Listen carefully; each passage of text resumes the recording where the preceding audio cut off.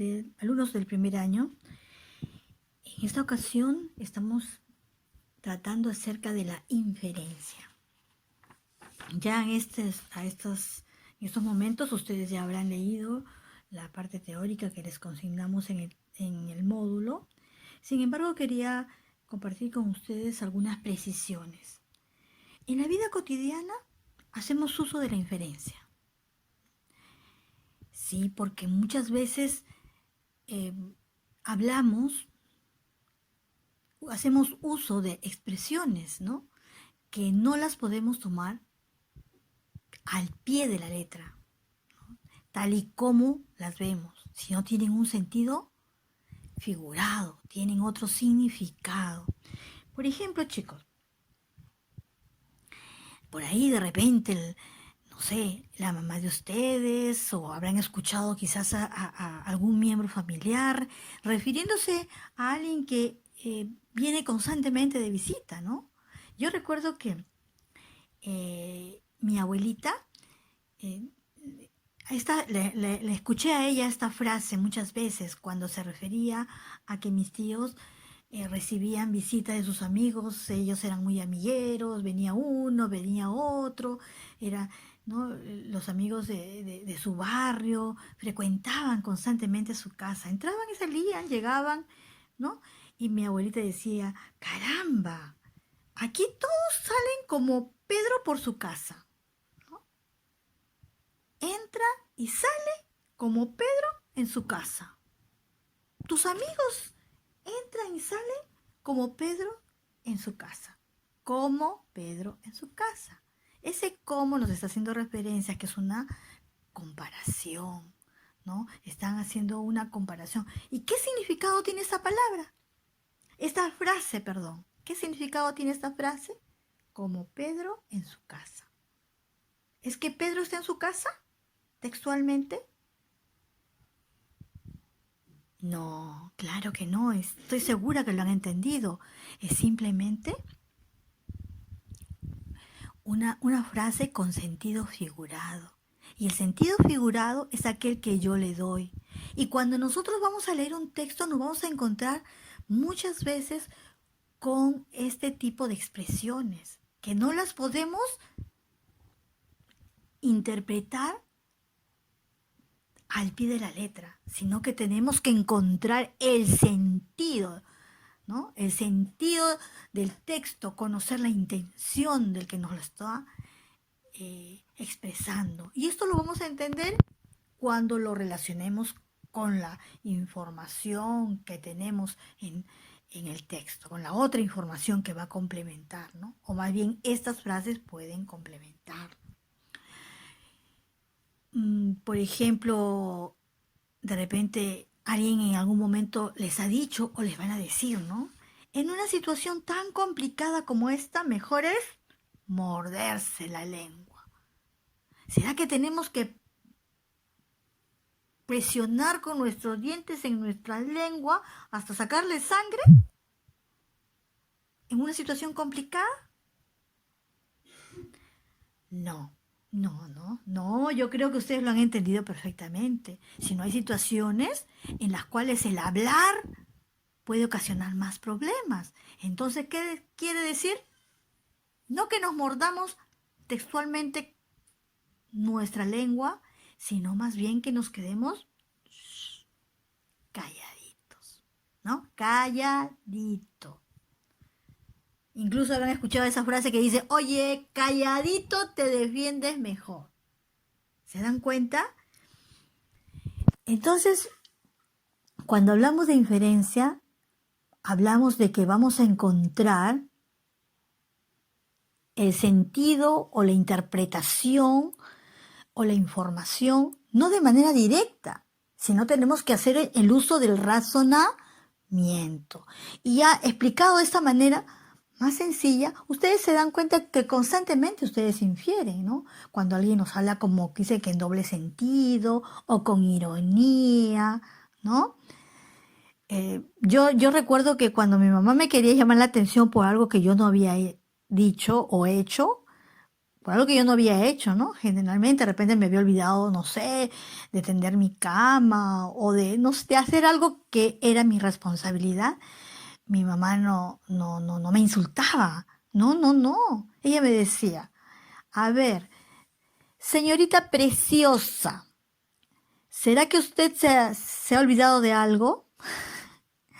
Entonces, esa preciosa era una ironía, ¿no? Por decirme, ay, caramba, ¿no? Ociosa quizá, o no sé, pues en ese momento, ¿se dan cuenta? Entonces, en la vida cotidiana sí nos encontramos con este tipo de retos de poder interpretar, ¿no? Ahora, ustedes de repente hay frases como que se ponen de cuando en cuando como de moda, ¿no? Hay algunas que son, unas ya no se usan mucho, hoy en día tenemos nuevas frases, nuevas expresiones, ¿no? Pero antiguamente se utilizaban mucho de esos dichos, ¿no? De las abuelitas, los dichos de las abuelitas. Entonces, hoy en día si nos ponemos a leer las obras de Ricardo Palma, encontramos cantidad de ellos, que a veces hasta nos perdemos. Pues bien, justamente ahora voy a leer una de las tradiciones de Ricardo Palma, adaptada por si acaso, ¿ah? Está un poquito adaptada porque si no, encontraríamos miles y miles de palabras, ¿no? Y justamente como el hecho de no inferir, de no buscar el verdadero significado de las palabras o de la frase, de la intención, podría provocar una desgracia, ¿no? Una o muchas desgracias, ¿no? Por una mala interpretación, por guiarnos solamente por el significado textual de la palabra, ¿no? Oye, mejor muerte la lengua, no me voy a estar mordiendo, sino me voy a quedar callada. Imagínense si no entiendo ese sentido de morderse la lengua y no que quiere decir que me quede callada y lo que hago es lastimarme, ¿no? Imagínense, me puedo quedar muda. Oh, qué terror. Bien, voy a iniciar la lectura de, de esta tradición, como les repito, adaptada, ¿ya? Al pie de la letra. El capitán Paiva era un indio cusqueño de gran gigantesca estatura. Distinguíase por lo hercúleo de su fuerza, quiere decir una fuerza, ¿no? Era un hombre muy fuerte, muy musculoso, por su bravura en el campo de batalla, por su disciplina cuartelera y sobre todo por la pobreza de su inteligencia. Con él no valían las metáforas. Estuvieron siempre estas de más y todo lo entendía al pie de la letra. Era un gran amigo de mi padre y este me contó que cuando yo era muy pequeño, Paiva desempeñó conmigo en ocasiones el cargo hasta de niñera. Cuando se dice que un hombre fulano es muy bueno, todos traducen que el fulano es un tonto, que no sirve para nada, ¿no? Y este no era el caso. A varios de sus compañeros de armas se había oído referir que el capitán Paiva, Lance Ristre, era un verdadero centauro, un gran soldado. Valía él solo por un escuadrón. En Junín ascendió a capitán, pero aunque concurrió después de otras muchas acciones de guerra, realizando en ellas proezas, el ascenso a la inmediata clase no llegaba. A pesar de quererlo y estimarlo, a muchos de sus generales se resistían a elevarlo a la categoría de jefe. Cadetes de su regimiento llegaron a coroneles. Paiva era el capitán eterno. Para él no había más allá que los 3 galoncitos que indicaban su capitanía. Y tan resignado y contento y cumplidor de su deber y lanceador y pródigo de su sangre. O sea, él no se sentía mal. ¿Por qué no ascendía Paiva? Por bruto, porque de serlo se habría conquistado reputación piramidal. Vamos a comprobarlo refiriendo, entre muchas historietas que de él se cuentan, lo poco que en la memoria conservamos. Eso nos dice Palma, Ricardo Palma.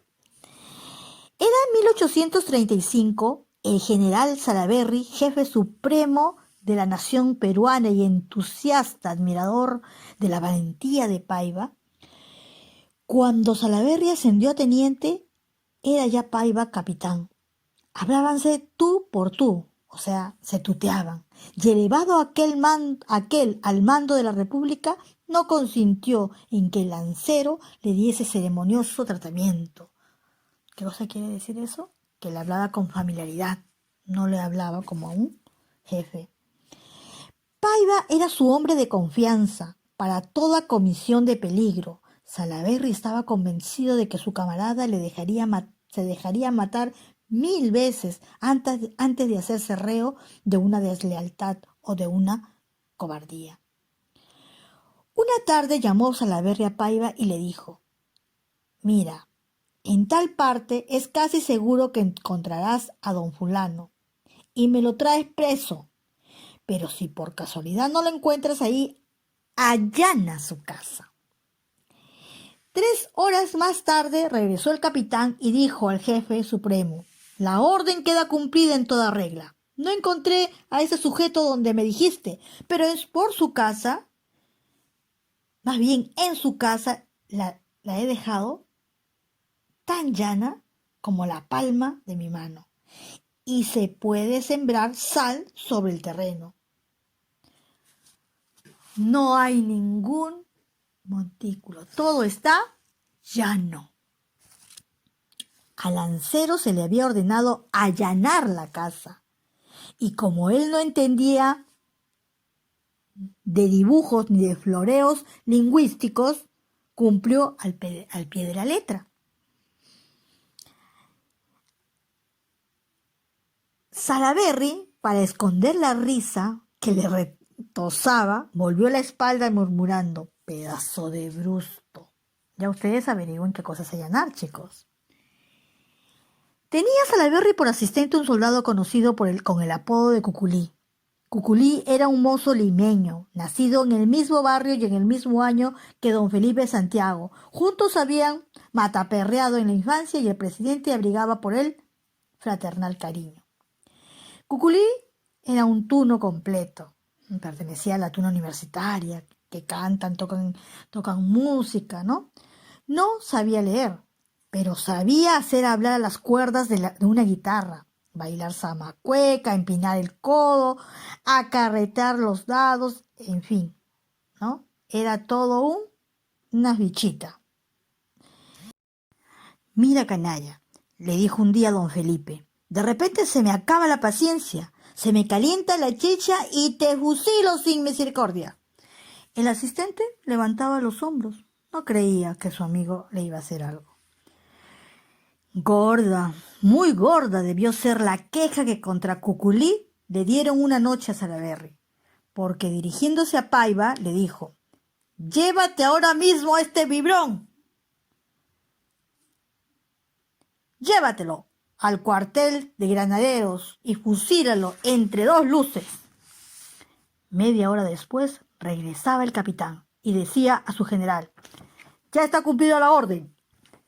«Bien», contestó lacónicamente el jefe supremo. «Pobre muchacho», continuó Paiva, «lo fusilé en medio de 2 faroles».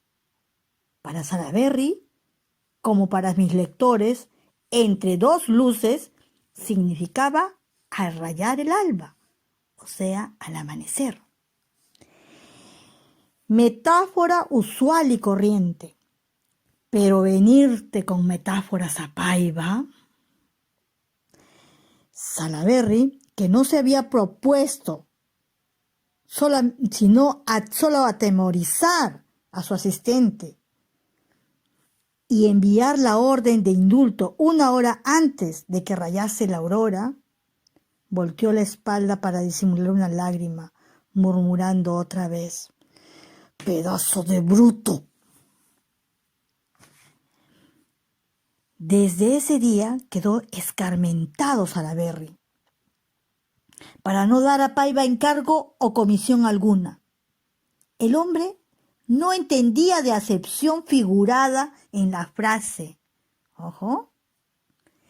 Había que ponerle los puntos sobre las íes, o sea, aclararle las cosas.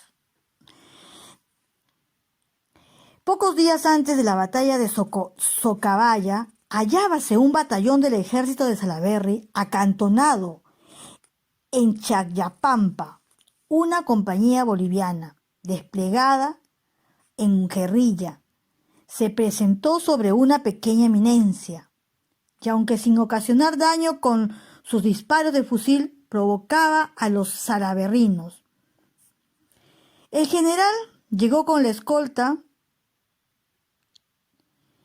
a Chayapalpa con auxilio. Una división enemiga a 10 cuadras de los guerrilleros, y como las balas de estos no alcanzaban ni con mucho al campamento, resolvió dejar que siguieran gastando pólvora, dictando medidas para el caso en que el enemigo, acortando distancia, se resolviera a formalizar combate.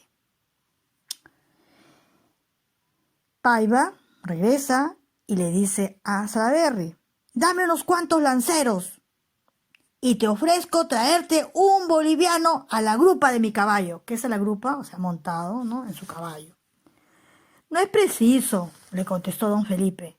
Pues hombre, van a creer que estos cangrejos que nos han medido, que nos han atemorizado.